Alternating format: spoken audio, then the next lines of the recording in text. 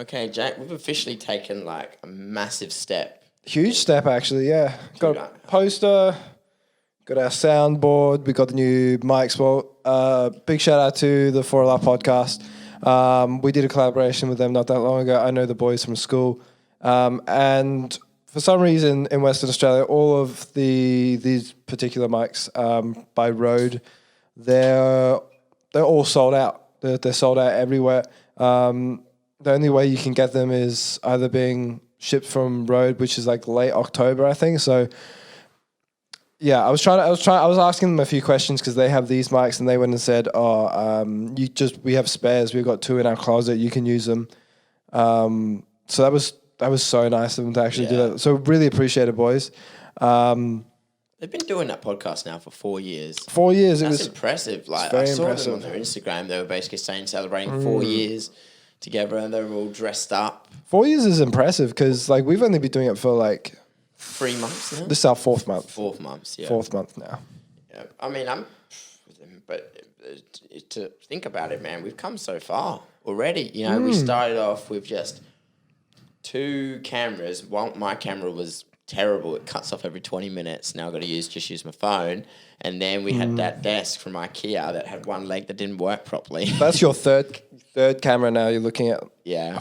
Looking at it like an actual third camera. Yeah. For you, this is my second camera because the first one ran on AA batteries, so we'd cut out at just random times. It's good. And a lot of this came together like very quickly. Like I got these mics off the boys yesterday. I picked up these couches off, I think it was Facebook Marketplace for $50 this morning, and you just got that. I got the Rodecaster yesterday as well. Yeah, it was starting to become a lot more professional. It's starting to become like a more. It's no longer a side hustle. It's like almost like a full-time job for us now. Yeah, well, I'd spoken about that we needed to get better sounding equipment. We need better audio equipment so people could hear us a bit more clearer. It's like night and day compared to our old mics. They were just, they're just normal USB mics, and it's better that it's gone this way. It's a lot easier to hear. It's a lot more clear. There's one thing I do need to fix up is, on our soundboard, we've got 8 different little icons that the boys at the 4LR were showing us, and you can play different, excuse me, you can play lots of different sounds in that, and we're going to add a few like UFC ones, like It's Time by Bruce Buffer, maybe Who the Fuck Is That Guy by Conor McGregor, something like that. Some Conor McGregor ones like, oh, you do nothing. You do fucking nothing. Yeah, we need some ones like that, but it feels, the main things for me, I'm not going to lie, these armchairs have made a huge difference. Yeah. I hated those little acting chairs that we got off, was it Target or Kmart or something like that? Yeah, Kmart. Well, we had to start somewhere, so it's an upgrade. Next thing you know, we get designer leather chairs. I just like these. I don't even really like leather that much, but like. But it kind of feels more like a conversation scenario rather than just 2 dudes. This feels a lot nicer, and also if we, doing an hour, what's our longest? An hour and a half, probably. Yeah, around that much. Yeah, probably an hour and like 15 minutes or something like hour and 20. We can now talk a lot more comfortably on these 2 couches. Yeah, because your back's fucking killing you when you're on these. Here's the other thing we got to talk about. Really, is just not just the equipment, but us in general. Remember when we did that first podcast, the first one? Yeah. And it was like an hour, almost a whole hour of me going, yeah, and you going, I still do that. We do that, but we've got to do that a lot less. I say that, this is our 21st podcast. Yeah. 21st. And this is Everyday Hour 8. So, do you want to just jump into it? I've got some notes down. You start us off, dude. Okay, man. The first thing I want to ask you, did you watch the first presidential debate? I actually did. I was at work, and for some reason, my data provider gave me I was already out of data. I think they only give me like a gig a month, but they ended up giving me like 20 gigs or something, and I was like, so I just flicked on YouTube, and they had all the clips. I think it was ABC News or something like that, had like the 10 and 15 minute clips, broke down and I watched. I flicked through a good few when I was on my lunch break, but Oh, it was. Do you know what I was very surprised by? Joe Biden, surprisingly, all together. Yeah. And Kept it together. which is funny because Trump even said, "Hey, I'll do a drug test, but will Biden?" And Biden said, "No, I refuse to do a drug test prior to the debate." And I'm like, He got him. He got him on some. He probably got did a couple of lines before he got up there. I don't know. No. They're Got probably a bit of that old magic in his system. they're probably like injecting like nootropics into him and I like. got a feeling. Yeah. Oh, he's got. He's probably on like a nootropic drip. And it's called that. No. He's got an IV of Alpha Brain and things like that. Yeah. It's just because I was waiting for him to snap. I was waiting for him to stutter or at least show some form of memory loss or anything or cognitive decline so Trump could bank on it. But first of all, I'm just going to say hats off to Biden for holding it together, but the debate itself was an absolute shit show. I was listening to it while working out and I had to stop because there were times when I was working out, I was like, oh my God, it's like listening to two 5-year-olds argue. There was like 2.5 hours of you shut up, no, you shut up, and interrupting from Trump. It's really bad. And then Biden was saying things like, this clown, oh, you're stupid, this idiot. I think a lot of the time he was just saying shut up. Yeah. Well. It was weird because like everyone was getting very upset at the mediator as well. He was terrible. I didn't think he was that bad. I think he just didn't have a very good job of controlling the situation. No, and I think there was times when he would go all in on Trump and he would be like, sorry, Biden, you may go. Yeah. Even when Biden did the exact same thing. I know Trump, I believe Trump did slightly more interruptions. Yeah. But when Trump would do it, he would lay into him. But when Biden did anything and said just the exact same stuff, he would give him a pass. What I thought was an absolute low blow was when they brought their kids into debate. Oh, I didn't see that. Dude, Trump was having a go at Joe Biden's kid, Hunter Biden. About the cocaine addiction. Yes. I thought you meant they physically brought them in. No. That was a low blow. Talking about your mate's kid, like talking about your opponent's kid in a debate when it's between you two. I think that was uncalled for, especially when he was bringing in some stuff like, then why was he given tens of millions of dollars and things like that? Yeah, and he had a valid point there, but. The cocaine part, I'm like, I just thought to myself, mate. Biden just said he had a drug problem, he's fixed it, and he's on. And but I thought that was just childish. I don't think it was I don't think it was. I don't think it was necessary, nor do I think it was called for. But in your opinion, who do you think won that debate? Trump. I got to say Trump too. I believe Biden says a lot of respect for Biden though. Yeah, okay. He's changed it up a bit. I just think, when you see some of Trump's rallies, they pan the camera around and you see the stack of people that are behind where you don't usually see where the camera is. The camera is at the first third, whereas there's another 2/3 of the rally behind you, right? And then when you show Biden's one, he's got like 10 people. Yeah. In these little circles on chairs. That obviously that's not a decent indicator of who's going to do better. But I really do think that, they're calling him Sleepy Joe Biden for a reason. He doesn't seem a whole lot there. And, it's been about like a year of people being quite disappointed in who they've got to pick between. Do you know they're pretty much the same age though? They are. Yeah. They are. That's interesting, though. But, like, Trump's much sharper. Yes, he is. But not even that, but physically they look very different for 77. Trump fat, Joe Biden skinny. Yeah. And not even that, but Trump still got the golden hair. And then... Oh, come on. They released that it was really funny. He'd spent... His tax write-off on The Apprentice was $70,000 for hairstyling. Really? $70,000 on hair. I'm like, that's a real... I mean, to be fair, if you're Trump, you're getting the world's best hairstylist. Yeah. So if you are the world's best hairstylist, you're going to get some... you're going to get a lot of... You're going to charge a serious price. Yeah. But... do you know what's really funny? What's really funny is when Trump...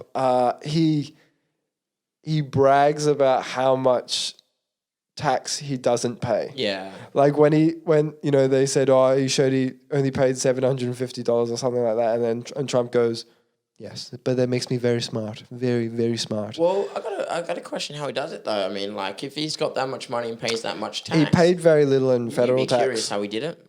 No, what they say is, he paid very little in federal tax, but he pays a lot in state tax and things like that. A lot of big businesses and things like these big companies that are worth a lot of money and, produce a lot of investment, they try not to do huge tax cuts because it deters them away to go somewhere cheaper. Whereas they would kind of like to play nice and still have that investment and only tax them so much.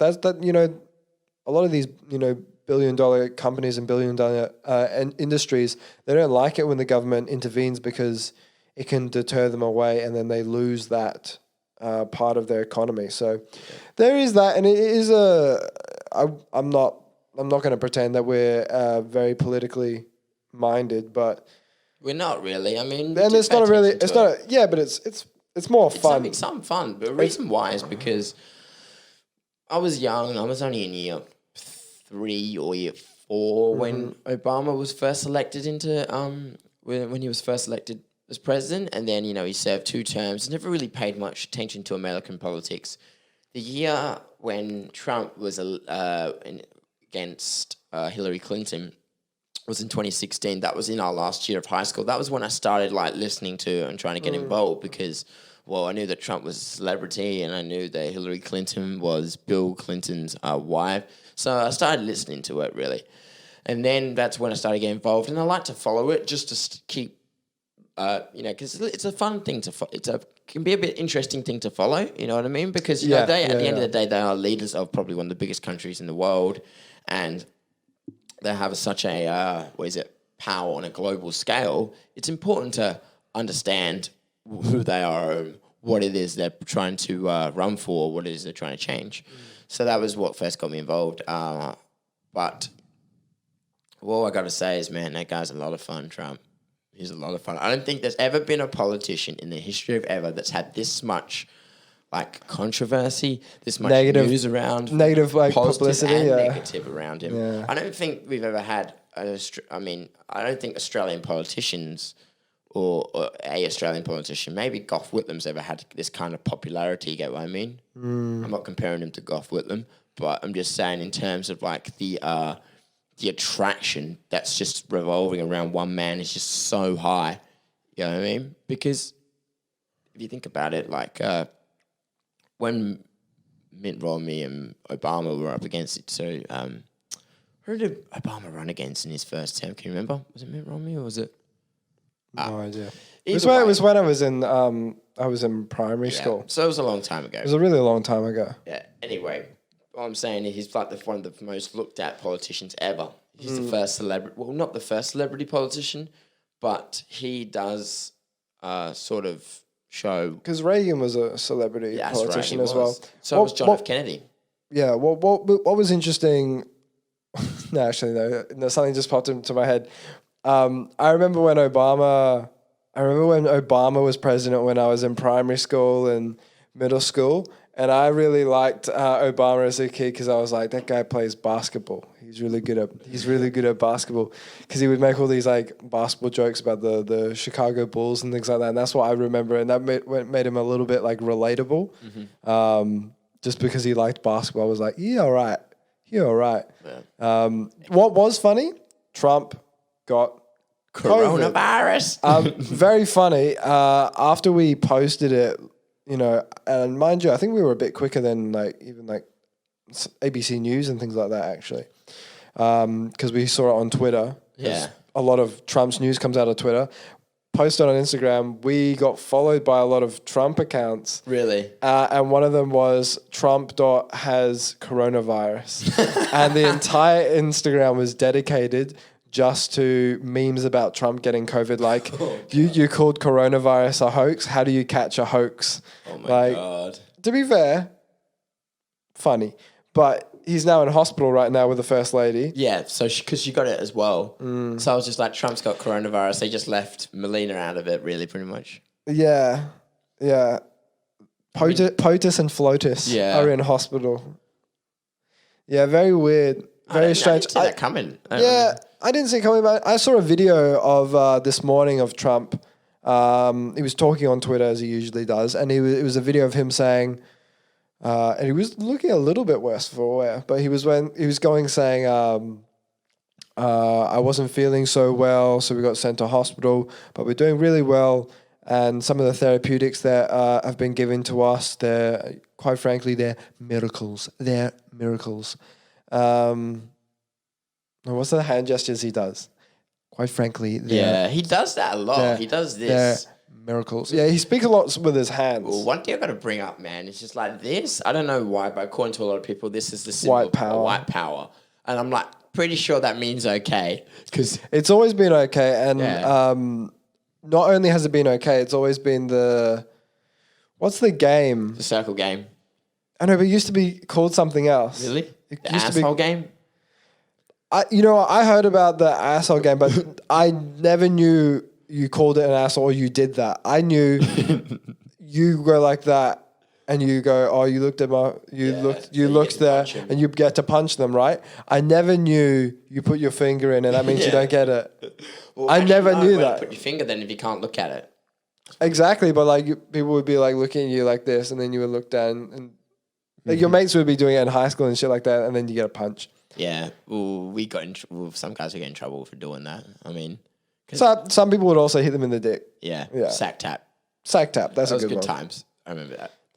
No, because it only escalates. Because I know some of my friends started doing, instead of punching in the balls, they did kneeing in the balls. Oh, we just did a flick with the knuckles, just like bing. Actually, no, maybe I just needed in the balls. Never mind. You need someone in the balls. What, like a Ore Masvidal in each of the balls? No, I think I. Do you remember Ines? Yeah. I think I need him in the balls. I think. Can you tell me about that time when you guys went away to what's it called, Groove in the Moo, and then there was that chick that just was not having it, and so just turned around and whacked him. Did she? And then but she whacked Ines or something like that, and then he was, and then all these guys were on the side, and as a result, they just like put their hands over their nutsacks because they thought they were going to get hit too. No? I swear you told me the story. I swear, maybe he told me the story.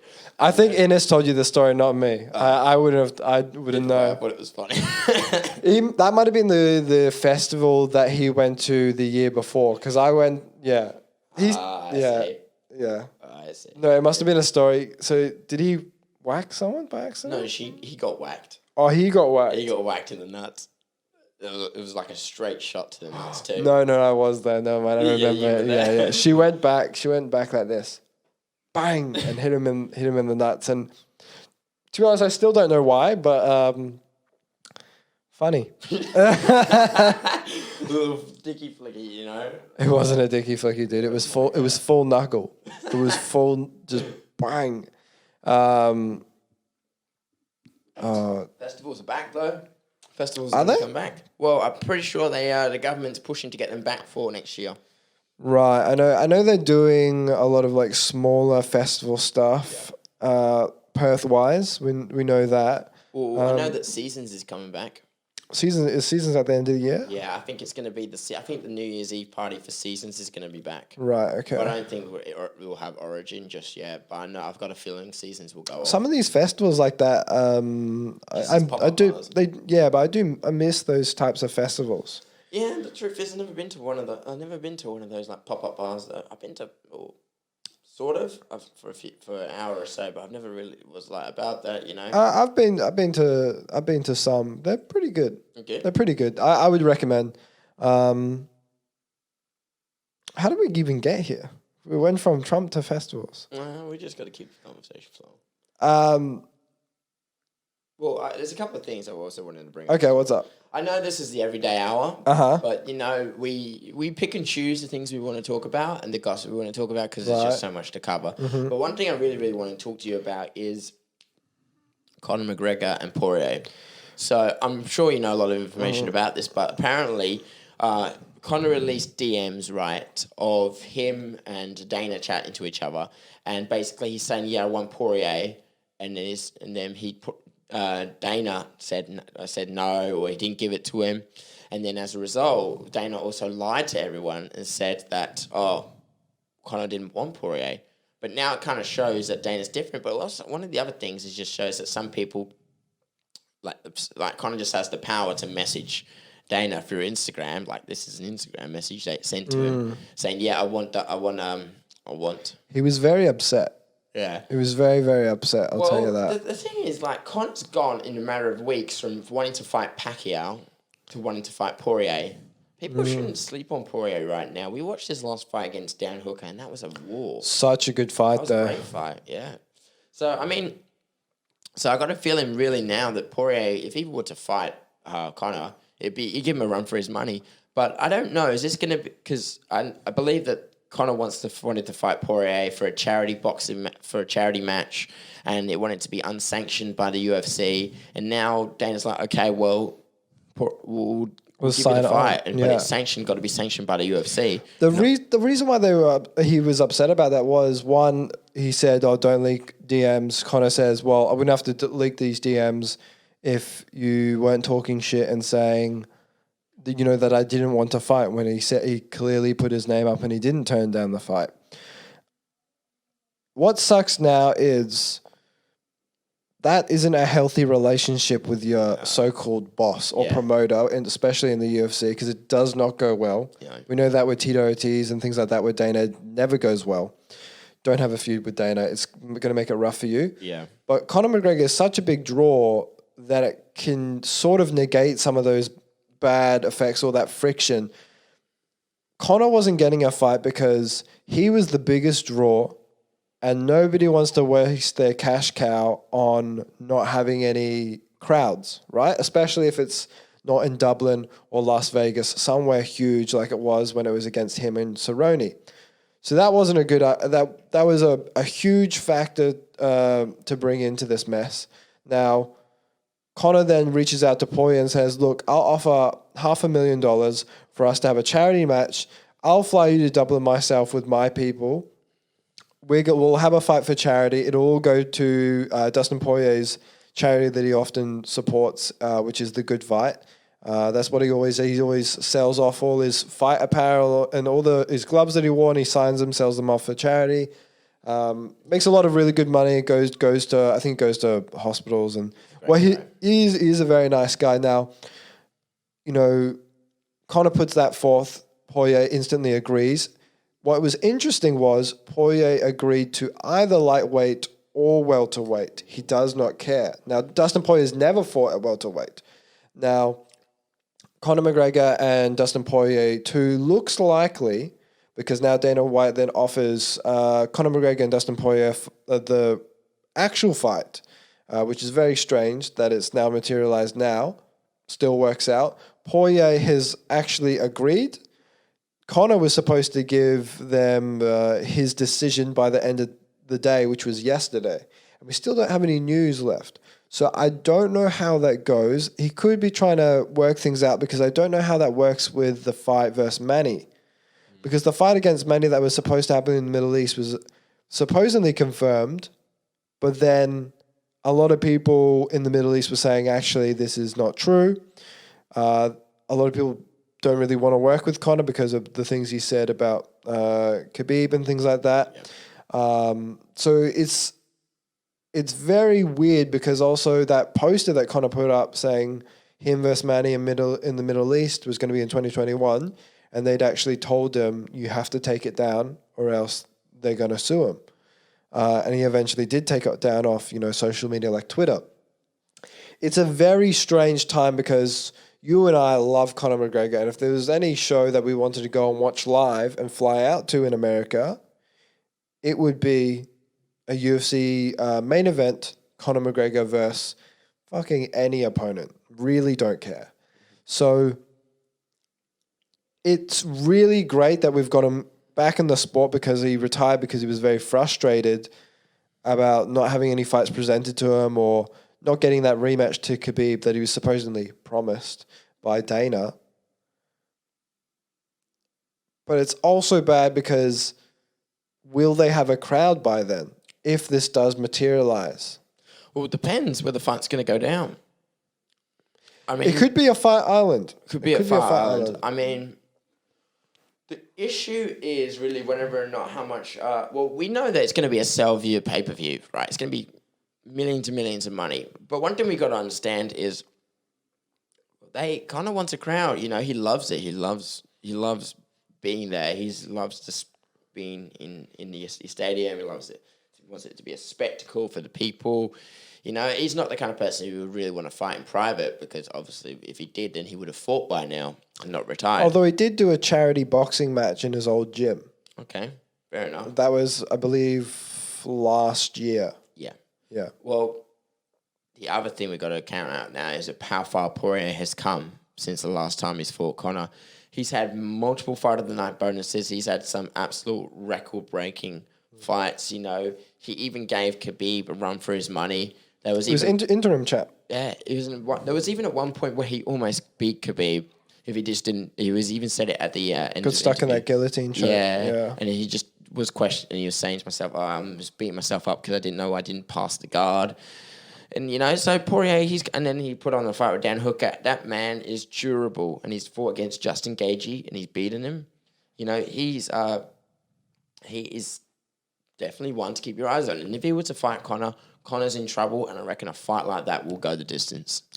I'm not going to lie. I think lightweight is probably one of my favorite divisions right now. It's probably now my favorite, right? But it's a really good time to be a fight fan. It really is. You know, bantamweight, unfortunately, Davison Figueiredo versus Cody Garbrandt fell through. Cody Garbrandt had a bicep injury. I think he tore his right bicep or something like that. So now he's out. He's against, I think it's Alex Perez for the strap. You know, that's flyweight. Bantamweight. We've got a lot of interesting stuff going on bantamweight. We've been thinking of maybe TJ Dillashaw potentially coming back soon. There's even the Henry Cejudo possibly coming back, maybe going to attack Alex Volkanovski in featherweight. Featherweight, you've got Zabit, you've got Calvin Kattar, you've got Korean Zombie, you've got Brian Ortega. Not to mention we had Frankie Edgar that moved down to bantamweight. Lightweight, I think, is the most interesting right now. Even though we had amazing star power, basically. I think it is because you've got Khabib, who has beat Dustin Poirier. You've then got Tony Ferguson that has beat everyone, but lost to Justin Gaethje. Justin Gaethje is coming to fight Khabib very soon. And he's got 100% finish rate. Exactly, but he's lost twice to Eddie Alvarez and Dustin Poirier. Then there's Conor McGregor. Conor McGregor has beat Eddie Alvarez and Dustin Poirier. And he's the biggest star. And the biggest star, for sure. Then you have the wild card, ex-Bellator Michael Chandler coming in, who is, he's in there. He's probably going to be at Fight Island in case anyone has any issues with maybe a weight cut or anything like that. Or else he's going to find his any fight. I believe they're going to give him a top 5, right? Most likely a Tony Ferguson or something like that. It's a really good time to be a fight fan. Really? What would you say? I don't know. I don't know what Ferguson versus Chandler. I'd love to see that. I reckon that or maybe Dan Hooker. Dan Hooker versus Chandler, or Ferguson versus Chandler. Dan Hooker's he's huge for a lightweight. We said that as well. He's got ridiculously long arms for a lightweight. I mean, he's definitely in the mix. He's definitely in the talks as well. We just can't count out the lightweight division, really. I just wish there would be a couple more fights going on before the year's through. Exactly. But speaking of Conor McGregor, SBG Ireland's teammate James Gallagher had his fight today at Bellator, and he won by I think it was rear naked choke. I think that's maybe his 7th or 8th win by rear naked choke or something like that.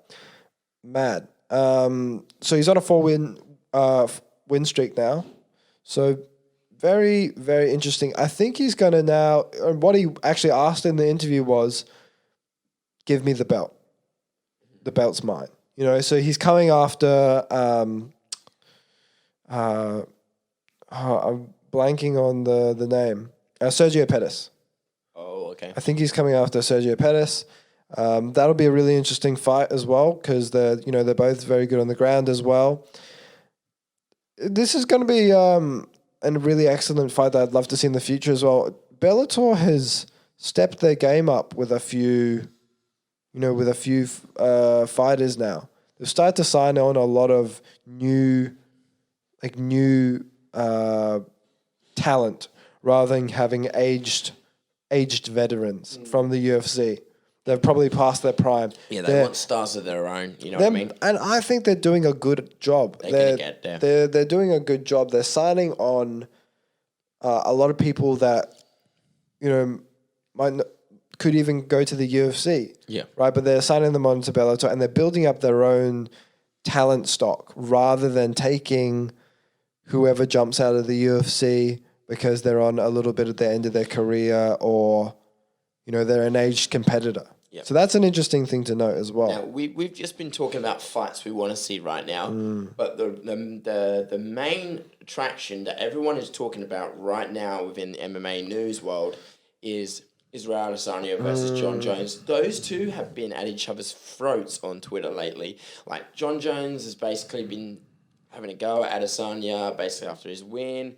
And now Adesanya basically brought up his mother, and now it's just like a lot of bullying. I thought that wasn't a good idea to come after his mum. But John Jones' brother stepped into the mix. Did he? What is it with John Jones' family? Like, they're all like superstars, like super athletes. Yeah. Like, they just hit the genetic lottery. Like, I think they are. I think they just are. I think his brother's like an NFL player as well, and he's huge. And he basically has tweeted out saying, Israel, tread lightly, basically, because not even that, but Adesanya's right now the shit. You gotta get the shit. So there's always going to be people after him, you know what I mean? Izzy's in a very good spot in the middleweight division because it's not like the light heavyweights where it became quite stagnant with Jones just knocking them down. Middleweight challenges are coming, quite a lot. There's Kelvin Gastelum that did very well against Izzy. There's, we've got Darren Till, we've got Jaron Cannonier versus Robert Whittaker. Well. That's coming up really soon. Because Killer Gorilla's basically had quite a history. He was one of the most overlooked fighters in the UFC. He was at light heavyweight, dropped to middleweight, had huge success there. Yeah. Completely different fighter now.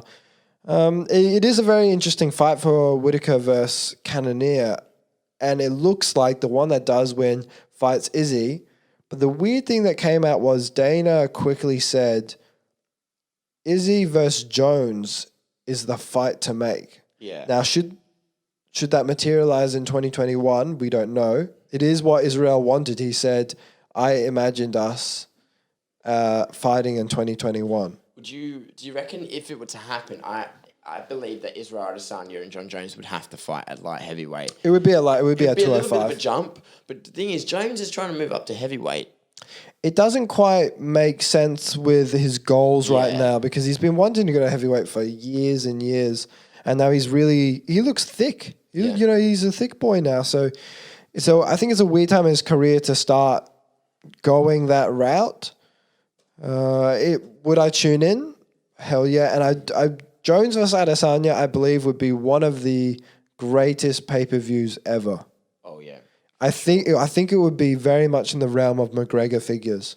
I really think so. Yeah. It can definitely happen. It's the rate at which those two have despised each other. But there hasn't been, like, any talks of a fight between the two. It's just, like, a lot of back and forth, really. But right now, John Jones' first fight is yet to be announced. But the dude is looking... He's looking thick. I was looking at his Instagram the other day, and then his video of him just training, I'm like... He's looking big. The heavyweight division's got to watch out. But the other thing I wanted to talk about is not only just John Jones, who Israel's having a blast at, it's also Costa. Costa's had such a weird reaction to losing. Costa's taken it on the chin, but he's... No, he's not. No. What I mean is he's copying it from Izzy on Twitter because Costa was saying, there was some things that happened before the fight injured. His coach had said apparently he didn't get any sleep the night before, right? Because of the time difference. However, his coach said, we cannot make excuses though. Izzy was the better fighter and he did very well. And he commended him on that. So Costa's coach did the right thing. Costa then goes and says, I want a rematch. I want to kill you. Yeah. Strange, because then Izzy reaches out and shared DMs of him saying, look, you were disrespectful, so I had to be disrespectful back. If you do well in a few more fights, then I'll fight you again. That was which was the right way to handle it. And I think that was the right. What I'm gonna throw something that's interesting at you, because I was listening to an interview with I believe it was Ariel Helwani with Jan Blachowicz, and sorry, not Blachowicz, Blachowicz. And Jan went and said, before my fight against Reyes, I got hardly any sleep before the fight. I only maybe had 2 or 3 hours of sleep because of the time difference, and I was very, very nervous. Yet, has the greatest performance of his career, knocking out Reyes. Yeah. That video it's very on the internet of us losing our exactly. shit. It's By about the way, if you're watching this right now, there's a video of Jack. It's about 250 views now. It's not the most reactive video. Well, every hour it jumps up maybe 2 or 3 views, and we're racking them up each day. So I think that's our most viewed video. The last one before that was was the first episode of the podcast that we did, as well as our clip of Alexander Rakic. So very. Yeah, so that was a really funny video to make, but it's very weird how there's a contrast between the main and the co-main event. Co-main event, Jan Blachowicz knocks out Reyes, has very, very poor sleep, incredibly nervous beforehand. Costa, who's undefeated, fights also undefeated Israel Adesanya, and then has terrible sleep beforehand, potentially an injury, don't really know. Well, At the end of the day, excuses are excuses. Yeah. You know, no fighter goes in. No fighter goes in 100%, right? Yeah. You know, I all those hours and hours and years of training just down for what, 15 minutes, 20 minutes in a cage. If it's not, you know, blown ACLs or blown knees or elbows or shoulders, it's staph infections and things like that from rolling and doing jiu-jitsu and things like that. So no fighter goes in perfect anyway. Do I want to see Costa versus Adesanya again? Yes. Yes, but not straight away. Well, the reason why is because Costa's already back in the gym training hard. There's so did Izzy. The next day, Izzy, there was, what's his face? Kevin Lee went and said, had a video with Izzy, and he said he's back in the gym. Pretty sure he had the fight on the Saturday or the Sunday, and he was back in the gym on the Monday or something like that. So they're both staying very busy, which is excellent for a fighter. Now, well, because Izzy was always one of the most active fighters. He always was, and now he's 106 or something like that. Yeah, because I got a feeling that when the Cannonier versus Whittaker fight comes along, Izzy's going to give him the opportunity to say to Dana, "Yep, set it up and ready to go straight away." You know, he loves to stay active, Izzy, which is interesting. Which is very interesting. I was also, you know, interested on how Whittaker's going to go against Cannonier, because it's not an easy fight as well. But Whittaker went and commended Izzy and saying that was one of his best fights ever that I've ever seen. He's one of the greatest counterpunchers, and the way to fight Izzy, you cannot come into his range, which is what Yoel Romero did, but Yoel Romero didn't execute it very well. He didn't bait Izzy coming in as well as I think he hoped prior to the fight. Now, I'm not too sure who I take, Robert or I take Jared, for this next fight. I do not know. I would love to see Whittaker versus Adesanya too. That would be an excellent fight. Whittaker put forth a very interesting opinion, and his thought was, I think he's trying to set up, because Izzy said, Cannonier, I believe he's going to destroy Robert Whittaker, and I'm going to fight him next.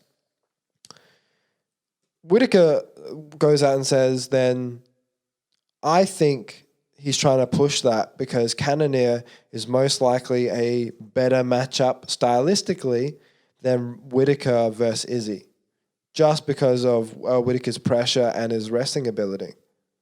So it is an interesting time in the middleweight division. It honestly, super, super interesting. Another fight that I reckon is going to materialize is Jorge Masvidal versus Colby Covington.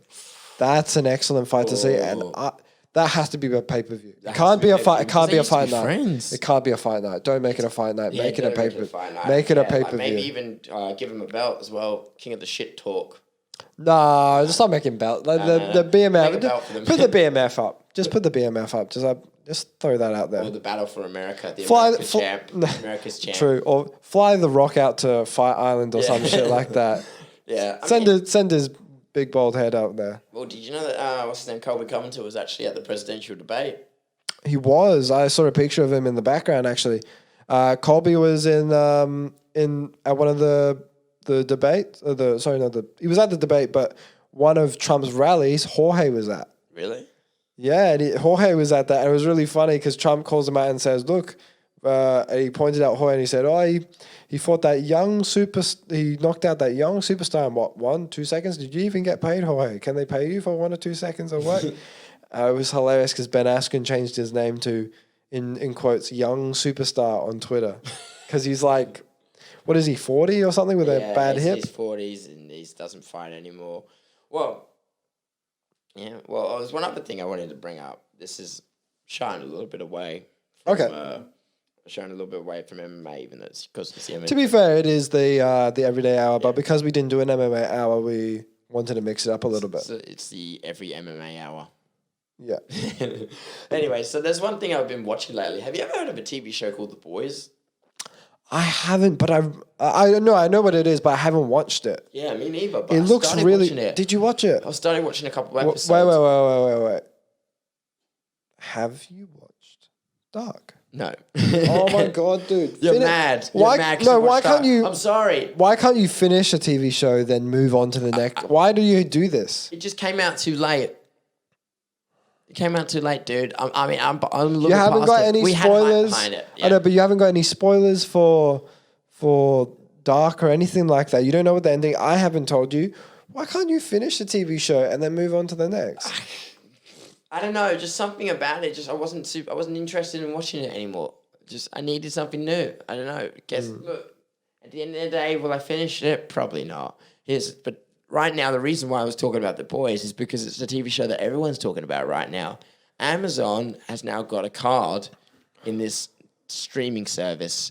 It does. Because before that, I never watched anything on Amazon. And then my dad got Amazon. And then I started watching a couple of episodes of The Boys. And I was like, holy shit. But that Amazon's now got one of the biggest TV shows because Netflix is like, let's say Netflix is the king of the streaming service, right? I would say so. Stan has fucking nothing.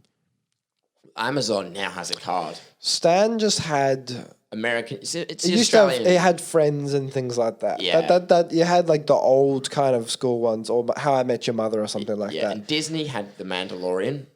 Yes. Yep. Now it's got all these other things coming out. So Amazon Prime is doing very well. Now I know there's 3 shows I know that they do very well, and 2 of them I've watched a good decent a bit. What are they? Grand Tour, which is the successor of Jeremy Clarkson's Top Gear, with Richard Hammond and James May, which was really good.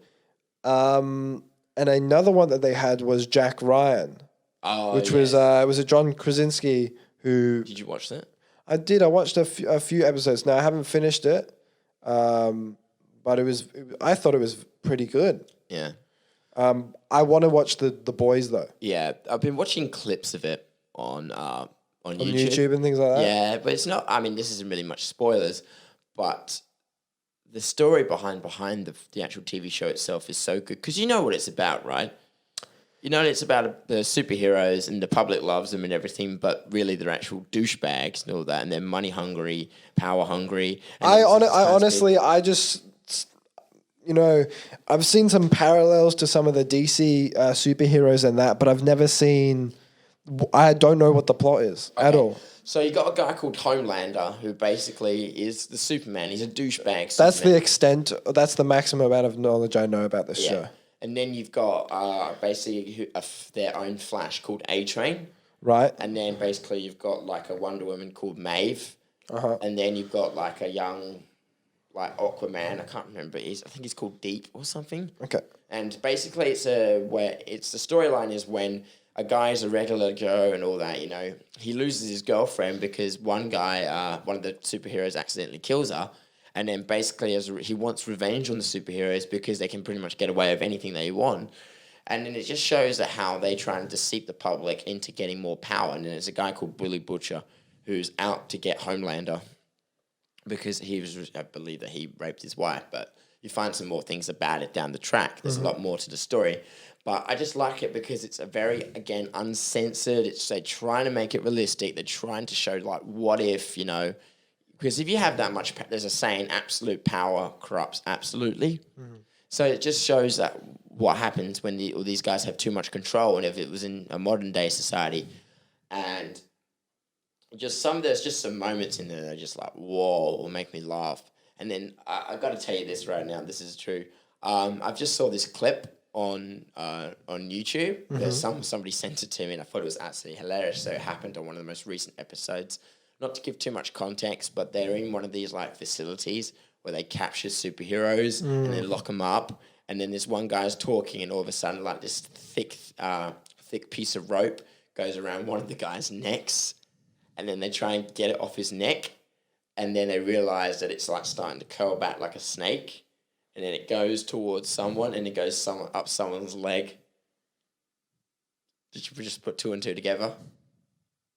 It's a superhero basically can grow his dick. Oh. And I saw that and I was like, oh, that is pinnacle disgusting. And I was just thinking to myself, well, they did it. Well, if that was, I'm pretty sure there's people out there. What do they call that guy? Like Super Dick? Super Mega, Dick. Mega Dick? Snake Dick. I don't know. Foot long. Mr. Dick? And I just thought, fuck, man, that was... Oh, God. Yeah. But there's this... I've got to get onto the TV show. I've got to watch a few more episodes of it when I get the time. But, I mean, it's good. It's... With me right now, there's only a couple... It's hard to make the time. I've still got to watch that Social Dilemma.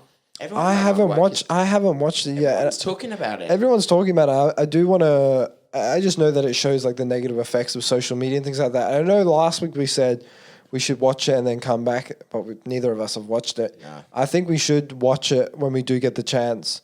There's a few documentaries that I've got on my list in that. I watched the Bob Lazar one. Yeah. I like the Bob Lazar UFO documentary. Don't think it's as good as or as educational as the actual podcast. Yeah.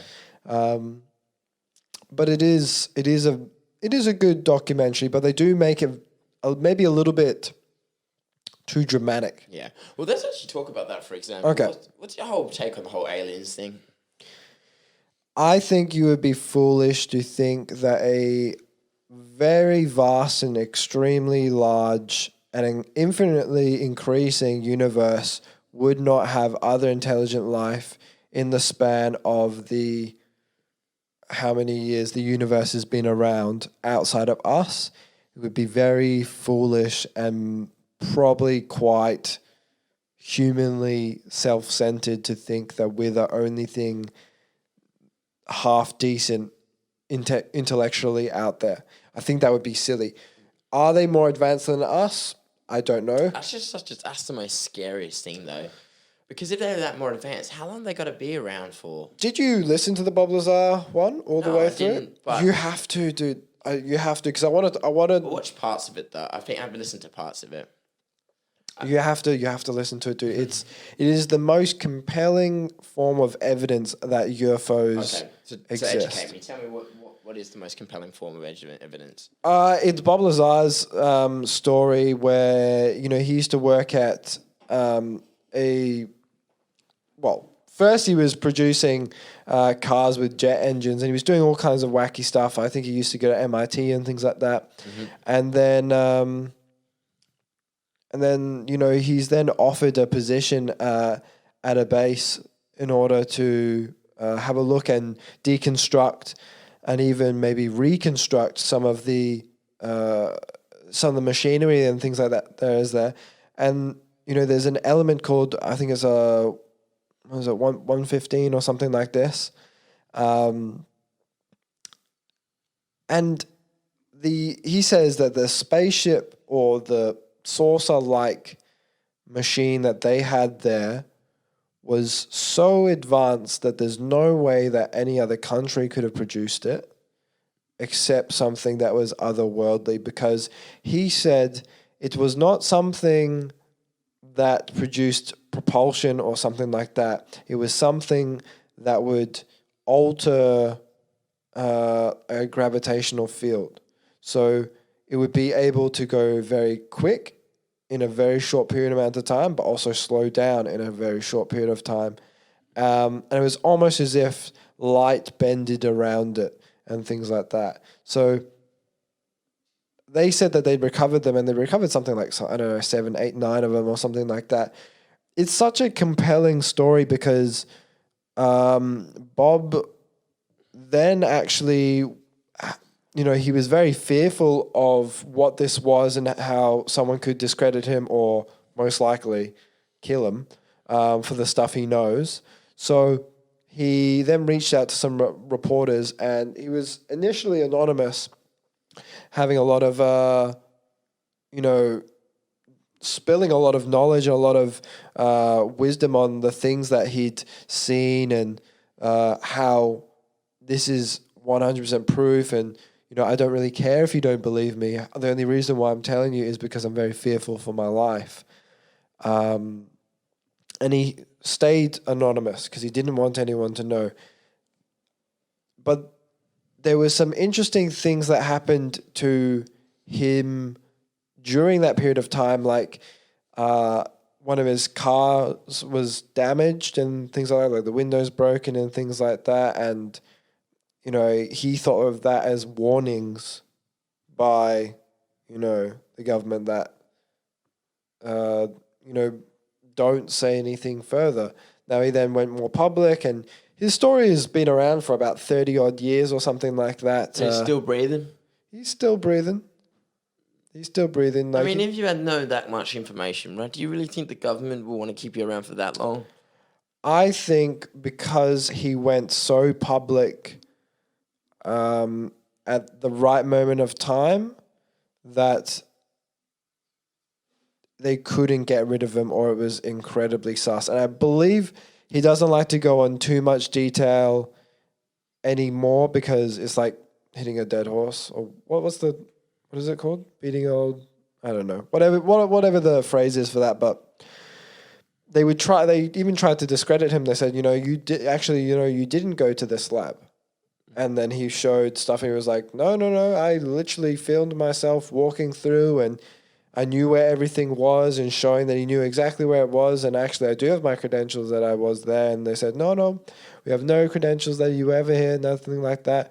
Then they try to discredit him, saying, no, you never did go to this particular university and that.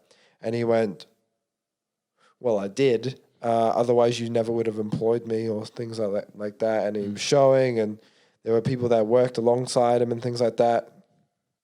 So they first tried to discredit him because that was their only option. They couldn't, whack him or anything like that because he'd already gone public before they could maybe bribe him or get him to shut up permanently. Well, you know what really, there's one thing I wanted to bring up about aliens.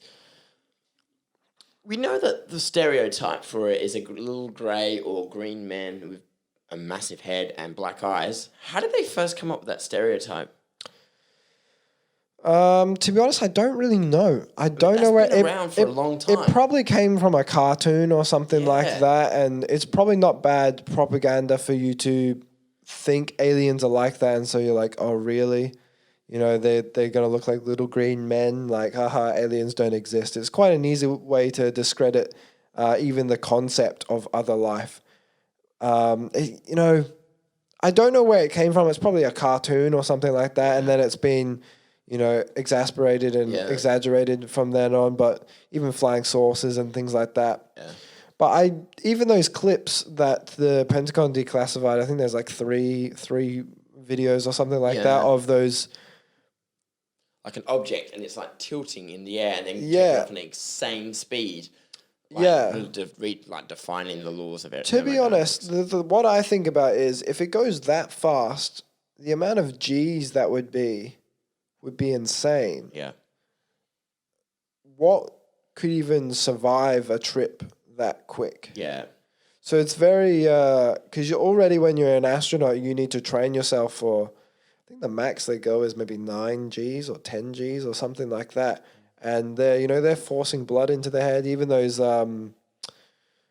fighter pilots, they do the same thing. They have to literally shunt blood back to their head by doing this. Yeah, and they have to like breathe for those masks, for oxygen masks, and Yeah, it's insane. I mean, like, well, the other thing I wanted to talk about when it comes to aliens is that one of the biggest theories there is when it comes to aliens is the idea behind the pyramids.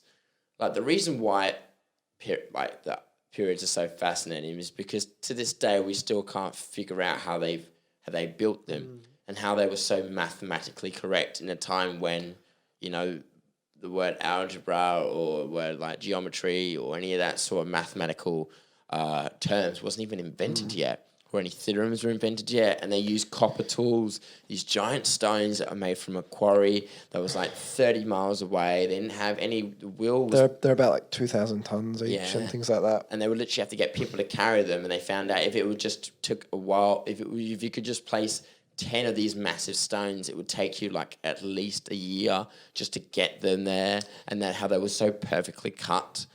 They must have had some kind of very high knowledge to figure that out. The perfectly cut thing is the thing that is questionable. The size of the stones, I don't find that crazy. The reason why I say that is something can be moved if you've got enough people and you've got time.